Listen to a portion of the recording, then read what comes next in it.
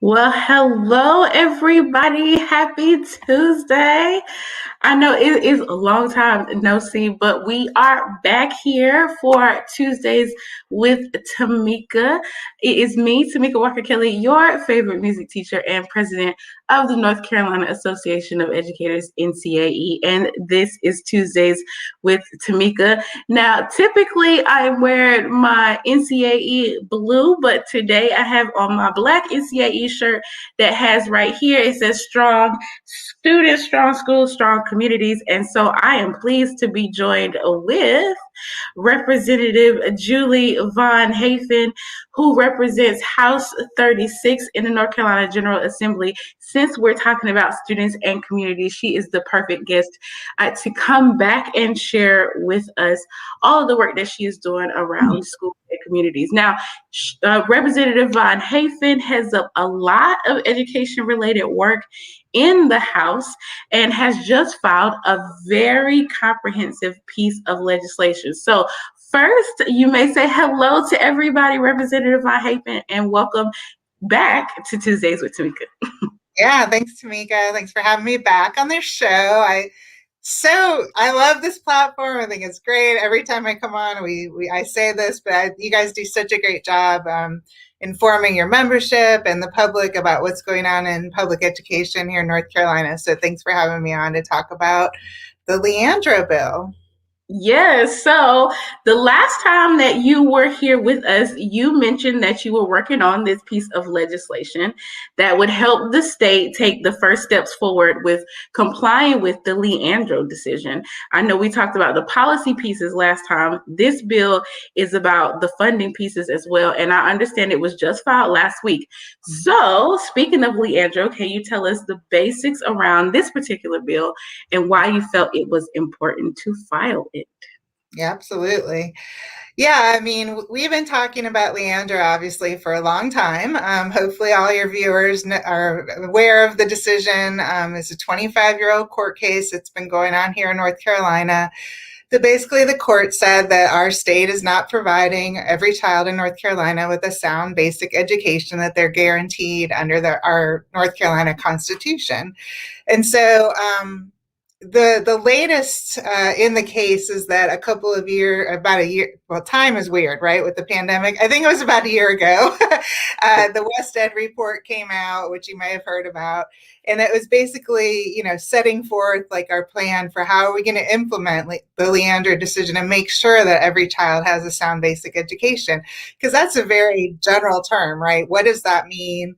And it's going to take a lot of detail and a lot of planning to get every child in our state to receive the exact same level of education that they all deserve. And so last year, I guess it was earlier this year, actually in 2021, the plaintiffs in the case and the defendants in the case submitted what's called the 8-year plan. And so basically it was like, this is the 8-year plan of how we're going to implement the Leandro decision. And it was very, very detailed.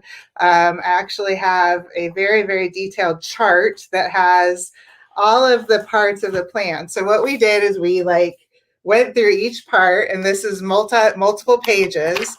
And we said, okay, so under each part of the plan, this is what we're ordered to do, and this is how much it's going to cost. And so I worked with the governor's office. The governor's office was very instrumental in drafting this bill, and the governor has been extremely supportive of implementing Leandro and making sure that he is supporting in funding what is needed as well to implement this report. Obviously, it's millions and millions of dollars that we're going to need over the next 8 years to do this. And so I worked with the governor's office as well as, our very, very intelligent and exceptional staff at the General Assembly to go through this 8-year plan and write the bill, which is House Bill 946, and it's entitled "Providing a Sound Basic Education to Every Child." And so, basically, what the bill is is it's 7 parts, and it basically just implements that 8-year decision or 8-year plan over the next 2 years. So because our fiscal plan is just in 2-year cycles with our budget, we decided to just take out the first 2 years of the plan and put it in legislative form, and that is what the bill is. It took a long time to write. It's very comprehensive, and we filed it on the very last day of filing last week. We have a bill deadline on Tuesday, and it was filed on Tuesday. And so we're just now getting partnering with some of our partners like NCAE, Every Child NC, to hold a press conference. And I will just tell you, I know I want Tamika, want you to be there. We just decided today it was going to be on Monday at noon, so hopefully you can join.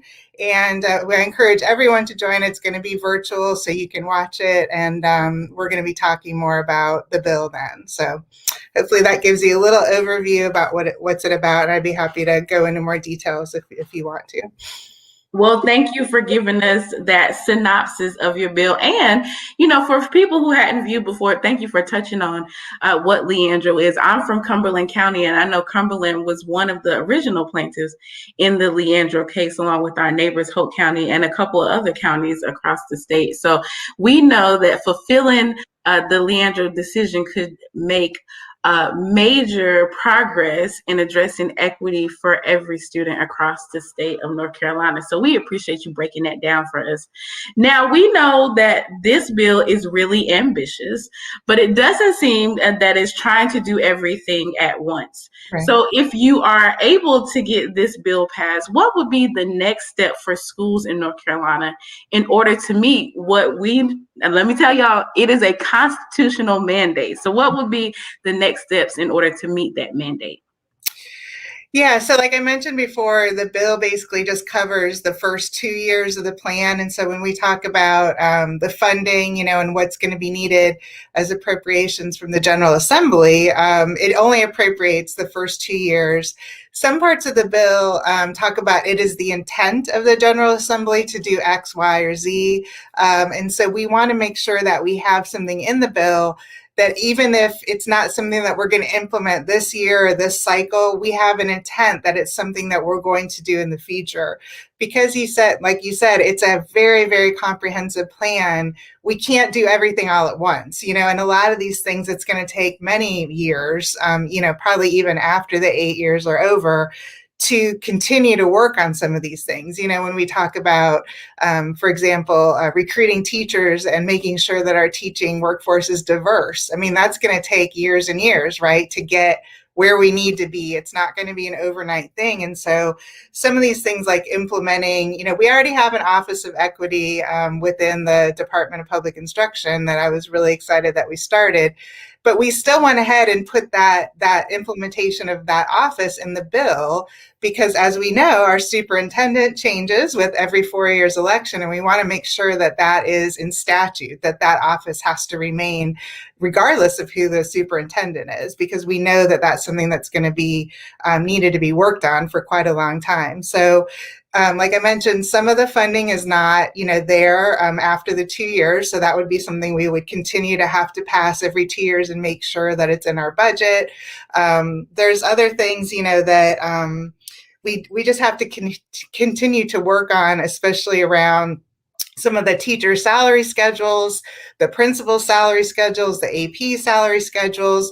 There's a lot of changes that need to be made to make sure that we are incentivizing teachers and administrators to go work in some of these districts where, they're not able to pay, or there's no incentive, for people to go and teach in some of these districts that, aren't getting that same level of attention that our larger districts are. So there's a lot of things in there that, and like I said, that are going to take a long time to do. But I think this bill is a good first step, and it's going to be needing to have bills like this passed every year, every session of our legislature for quite a long time in the future. Well, thank you for sharing that. And Just for our viewers, so in North Carolina, we do what is called a biennium budget. So it covers 2 years, and that's why you heard Representative Von Haefen say, even though that this is an 8-year plan, this bill would fund the first 2 years. And so every time that the General Assembly meets to do the budget, we would need to do like 2 or 3 cycles of this legislation in order to make sure that we are funding across the 8-year plan. So it is important to make sure we have pro-public legislators in office to make sure we do that. So also, we know that the Leandro decision stretched all the way from pre-K all the way into our educators post-secondary, right, to assist all of our students with access and opportunity to a high-quality public education. So now, what happens to the bill now that it has been filed? Where does the bill go from here? Well, that's the question, right? So I wanted, before I moved on, I did forget. I wanted to just briefly mention what the 7 areas were, just so everyone is clear about what Leandro talks about. And you mentioned a few of those, Tamika. I just wanted to make sure that I got that in, and I meant to say it in our first exchange. But basically, part 1 is just making sure that we have a well-prepared, high-quality, and supported teacher in every classroom, which we know is number 1 goal here in North Carolina. Number 2, it places a well-prepared, high-quality, and supported principal in every school, because we know administrators, are the key to school environments and the success of our teachers and our students. So part 3 is implementing a finance system that provides adequate, equitable, and efficient resources. We know that our financing system, just the way that we finance schools in North Carolina is so convoluted. It's so, it restricts our local districts, it restricts our schools into how they can use the money in the best way that they need to for their students. So this would provide a lot more flexibility for schools. It would provide a lot more funding for those low-income areas that need extra help. It would also provide a lot of funding for our ESL and our special education students. So multiple layers of funding changes it would make. Number 4, implement an assessment and accountability system that reliably assess multiple measures of student performance. We've heard so long about how our accountability and our assessment system here in North Carolina just needs to be overhauled, and this would just do at least one step in the right direction in implementing that growth and proficiency to be more equal into what it is now. Part 5 is supporting students in low-performing schools and low-performing school administrative units. So again, that regional support model and those kind of things, making sure that we're lifting those districts and those schools, so they're higher performing. Part 6 is around pre-K, implementing a high-quality early education system. And then, like you mentioned, part 7 is aligning our high schools with our post-secondary and career expectations. So like you said, it covers from pre-K all the way up to post-secondary education. So it is super comprehensive. Now, back to your question about where does the bill go from here? Unfortunately, it was directly referred to the House Rules Committee, which, as you might know, if you've been around the General Assembly, usually doesn't bode well for a bill. But, I don't want to say that it's dead entirely, because I feel like, as we mentioned at the beginning, this is a very, one, I want to say that we didn't add anything into this bill that wasn't in the 8-year plan. Everything in this bill has been vetted through the court system, was part of the Wested report. We're not making things up here. We just took that information from the court and put it in legislation, which the judge has already said, we need to do this. This is ordered by the court. And so this is a plan that the legislature can follow to the T if they want to comply with that court order. So it's really disappointing to see that, the majority party that really controls how legislation moves through, they just took this and just, tossed it over to the side. And I don't feel like it really got any kind of vetting. I wish that at least it could have been heard in, our K-12 committee, just at least for a discussion, to say, these are the things that need to be done. But I am slightly hopeful that maybe some parts of the bill will be included in our budget bill. So even if the entire, House Bill 946 is not going to be passed as an entire bill, there are still hope that like you could take out parts of it, right? And you could say, for example, this is just right in front of me, like that we're going to appropriate $880,000 to support Teach NC's online teacher recruitment tools. Well, that's part of this Leandro bill, but you could also just take out that appropriation amount and put it in the budget. So I know myself and the team that worked on this bill, we're going to continue to advocate for the parts of the bill that can be funded in the budget.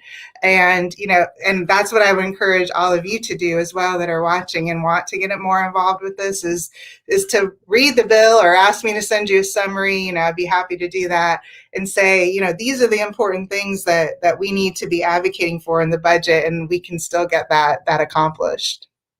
Yeah, so so for the audience, I will say, when somebody says that a bill has been sent to Rules Committee, they usually call it the bill graveyard because that's how they say bills go to die.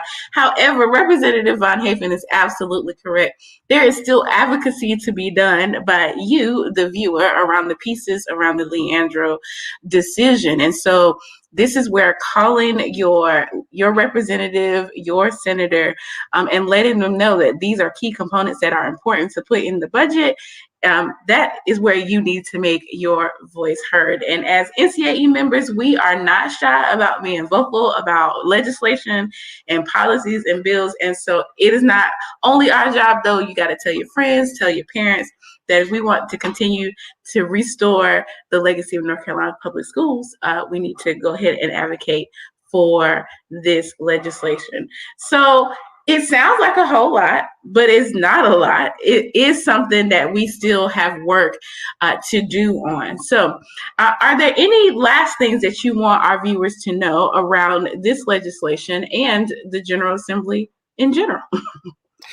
Sure. Well, I was going to say around this Leandro case or around the Leandro bill, I would say I always, as a longtime advocate myself with the North Carolina PTA and Wake County PTA, I always would tell people about, what's called power mapping. And I'm sure NCAE probably talks about this, is who do we concentrate our asks on, right? So don't call me because I want this to happen. You don't have to convince me. Who you have to convince is the people who are making the decisions. And that's our education appropriations chairs, that's our big appropriations chairs in the House and the Senate. So I encourage you to reach out to those people, and you can find all their information on the website, which is ncledge.gov. If you go to the House and the Senate, it has all the lists of all the committees, pull down to appropriations, and go to the education appropriations page, and you can find out who's on the committee, who chairs the committee. They're going to be the ones that are going to be making the decisions about what funding is going to happen this year in the budget. So I encourage you to reach out to those people particularly, because I think those would be the people that would be the most likely to make those important decisions. Also, just want to mention, I'm sure that you guys talked a lot about House Bill 324, the terrible education bill that we passed last week in the House. And if you're not familiar with it, it's the one that you might refer to as I refer to it as the policing teachers bill and telling them what not to say bill, because it's basically a thought police bill, in my opinion, and it's telling people what they can talk about and what they can't talk about, and it's really terrible. And so I encourage you, now that bill will be going over to the Senate. And so there's still a possibility, that we can kill that bill in the Senate. And so I encourage you all to reach out and contact your state senators and tell them, how terrible that bill is, and that we don't want, something like that here in our state. And so I think that, I think Tamika mentioned last week was our crossover deadline. So, all the policy bills pass from one chamber to the other, but we're still in the middle of budget season. haven't seen a budget yet, so I don't know when that's going to be happening, but I would anticipate in the next few weeks. So keep your ears and your eyes open for that, because that's going to be really, really important for public schools and teachers here in North Carolina. And we want to make sure that we know what's in that, and so that we can start advocating for the things that I know that you all want and that I want to support our students and teachers. So that'll be coming up here. And who knows when session is going to end. We haven't seen the budget yet, and with redistricting this year, we're probably going to be there a while. So I'm always available to answer questions or to reach out to me anytime. I'd be happy to speak with you. Well, we appreciate that so much. And like Representative Von Haefen said, if you need to know who to contact, all of that information is available on the North Carolina Legislature website.